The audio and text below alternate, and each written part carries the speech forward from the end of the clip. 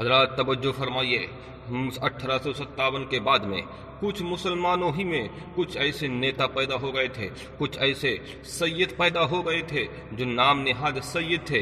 مگر انگریزوں کی چاٹوکاریتا کرنے والے تھے، انگریزوں کے غلام تھے۔ میرے بھائی، انہوں نے اپنی نوکری کو بچانے کے لیے، اپنے عہدوں کو بچانے کے لیے مسلمانوں کو سودا کرنا شروع کر دیا، مسلمانوں کے عہدوں کو بیچنا شروع کر دیا، مسلمانوں کے قاعدے قوانین کو بیچنا شروع کر دیا، ان کی آستھا کو بیچنا شروع کر دیا۔ حضرات دیکھیے، سر سید احمد خان یقیناً تاریخ کا ایک بڑا انسان ہو سکتا ہے اگر اس نے صرف مسلم علی گڑھ یونیورسٹی کو قائم کیا ہوتا۔ لوگ کہتے ہیں کہ علماء نہ جانے کیوں سر سید کا رد کرتے ہیں،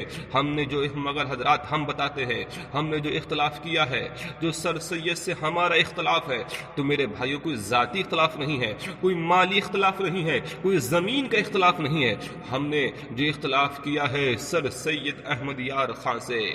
وہ اس کی ہم نے تکفیرات احمدیہ سے اختلاف کیا ہے، اس کے نظر و فکر سے اختلاف کیا ہے، اس کے جو باطل عقائد تھے ہم نے اس سے اختلاف کیا ہے۔ حضرات دیکھیے، آپ کہیں گے اس کے کون سے ایسے باطل عقائد ہے؟ حضرات کل کو 1857 سے پہلے جو اس نے باطل عقائد اپنے ذہن و فکر سے نکالے تھے، جو اس کی سوچ تھی باطل عقائد کی، میرے بھائیو سیکولر سوچ تھی، اس نے سب سے پہلے یہ کہا، باضابطہ طور پر معجزات کا انکار کر دیا۔ حضرات دیکھیے، ہمارے پاس میں قرآن ایک معجزہ ہے اللہ کے رسول کا، اگر ہم اسی کا انکار کر دیں گے تو ہمارے پاس میں کیا رہے گا؟ اللہ کے رسول نے اقتربت الساعۃ وانشق القمر، ارے قیامت قریب ہو گئی، چاند شک ہو گیا، مگر اس نے اس کا بھی انکار کر دیا، کہا معجزات جیسی کوئی چیز نہیں ہوتی ہے، انسان اپنے ہاتھ سے کوئی ایسی چیز نہیں دکھا سکتا کہ جس سے دوسرے انسان دیکھنے والا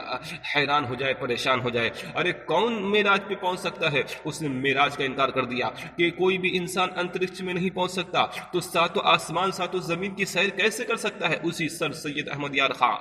وہ جو انگریز کی کٹ پتلی کر رہا تھا، چاٹوکاریتا کر رہا تھا، جو کٹ پتلی بنا ہوا تھا، اس نے فرشتوں کا انکار کیا، کہا فرشتوں کو کوئی چیز نہیں ہوتی ہے۔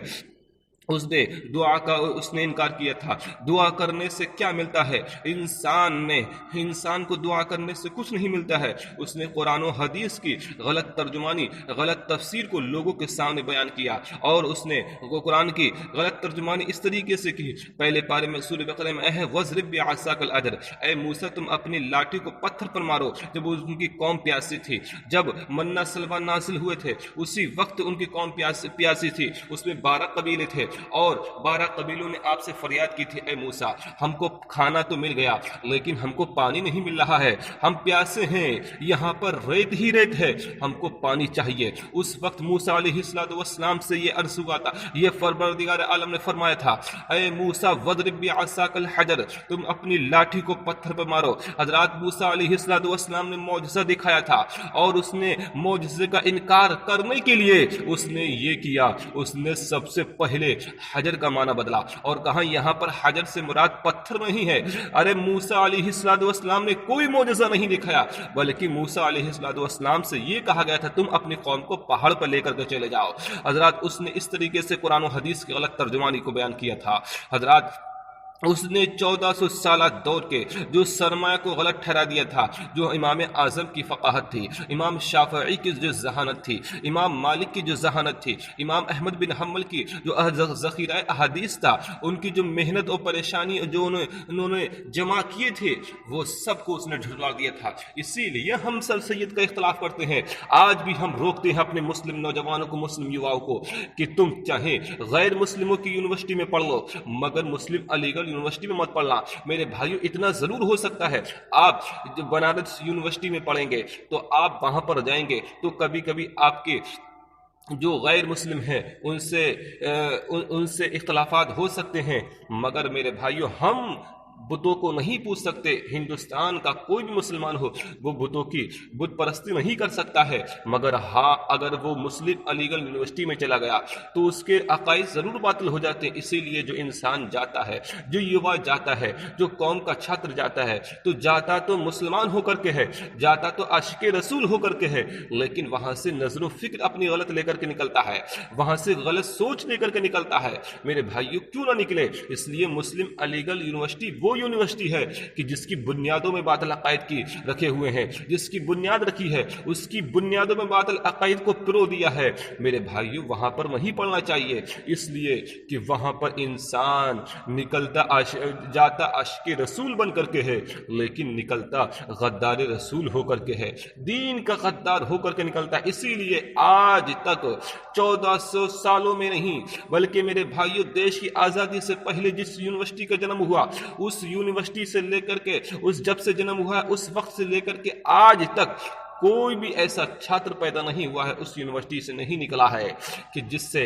دین کو کوئی فائدہ ہو گیا ہو، دیش کو کوئی فائدہ ہوا ہو سوائے نقصانات کے، میرے بھائیوں۔ اور دوسرے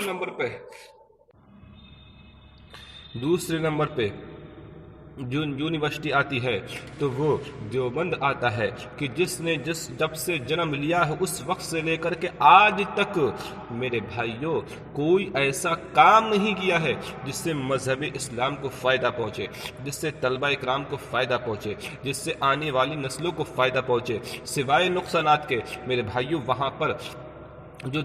درس و تدریس کا سلسلہ ہوتا ہے، میں بھی مانتا ہوں وہاں پر بہت قابل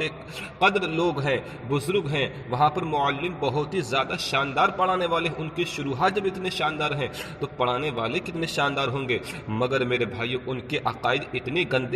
گندے ہیں، اگر ان کے عقائد کو اس روئے زمین پہ پھیلا دیا جائے تو پورے روئے زمین گندی ہو جائے گی۔ میرے بھائیوں وہ قوم جو اپنے نبی کو یہ کہتی ہو کہ نبی اور امتی میں کوئی فرق نہیں ہوتا، تو وہ قوم یہ بھی کہہ سکتی ہے کہ ایک شاگرد میں اور استاد میں کوئی فرق نہیں ہوتا، ایک گرو میں اور ایک چیلے میں، شش میں کوئی فرق نہیں ہوتا، ایک باپ میں ایک بیٹے میں کوئی فرق نہیں ہوتا۔ وہ قوم یہ کہہ سکتی ہے، جو قوم یہ کہہ سکتی ہے کہ شیطان کا علم معاذ اللہ رسول پاک کے علم سے زیادہ ہے، اس لیے کیوں؟ وہ اس لیے کہ شیطان کے علم کے بارے میں نص قطعی سے ثابت ہے، مگر اللہ کے رسول کا جو بھی علم ہے، جتنے بھی علوم و فنون اللہ کے رسول کو اللہ پاک نے دیے ہیں،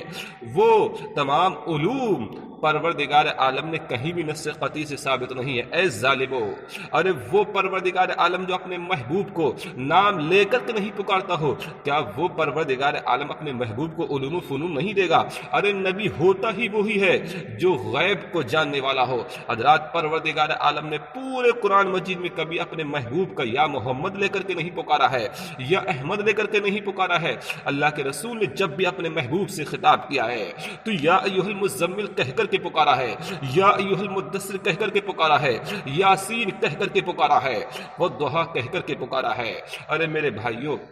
واللیل اذا سجا کہہ کر کے خطاب کیا ہے۔ حضرات وہ ظالم کیا سمجھ پائیں گے ہمارے نبی کی ذات کو جو یہ نہیں سمجھ پاتے ہو کہ نبی اور امتی برابر کیسے ہو سکتے ہیں؟ اگر نبی اور امتی برابر ہو سکتے ہیں تو پھر باپ اور بیٹے میں کوئی فرق نہیں ہو سکتا، ایک استاد میں ایک شاگرد میں کوئی فرق نہیں ہو سکتا، اور ایک خالق میں پھر بندے میں کوئی، خالق میں مخلوق میں پھر کیا فرق رکھ دو گے؟ پوری دنیا انسانیت کا نصاب، پوری دنیا انسانیت کا جو نظام ہے وہ درہم برہم ہو جائے گا اگر تم یہی مان لو۔ تو کہنے کا مطلب یہ 1857 کے بعد میں جب انگریز نے یہ سمجھ لیا کہ اگر یہ مسلمانوں کے پیشوا یعنی علماء حق زندہ رہے، علماء اہل سنت زندہ رہے، تو پھر مسلمانوں کو پھر جمع کیا جا سکتا ہے، پھر ایک ایسے قوم کا، پھر ایک ایسی جماعت کا، پھر ایک ایسی جماعت کھڑی ہو سکتی ہے جو 1857 کی طرح ہم سے بغاوت کر سکے، ہم سے پھر منہ توڑ ہم کو جواب دے سکے، ہماری آنکھوں میں آنکھیں ڈال کر کے ہم سے بات کر سکے۔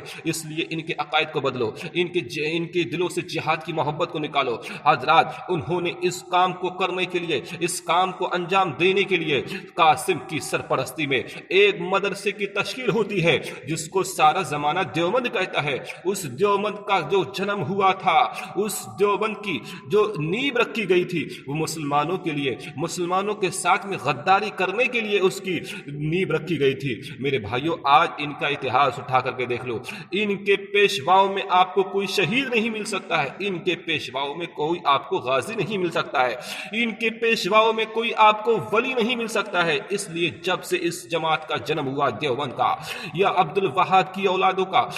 جب سے جنم ہوا ہے اس وقت سے لے کر آج تک نہ کوئی غازی پیدا ہوا ہے، نہ کوئی شہید پیدا ہوا ہے، نہ کوئی شہید ہو کر کے مرا ہے، اور نہ کوئی میرے بھائیوں مرد مجاہد پیدا ہوا ہے۔ اس لیے مرد مجاہد بننا بننے کے لیے، غازی بننے کے لیے، اللہ کا محبوب بندہ بننے کے لیے سب سے پہلے عشق رسول ہونا ضروری ہے۔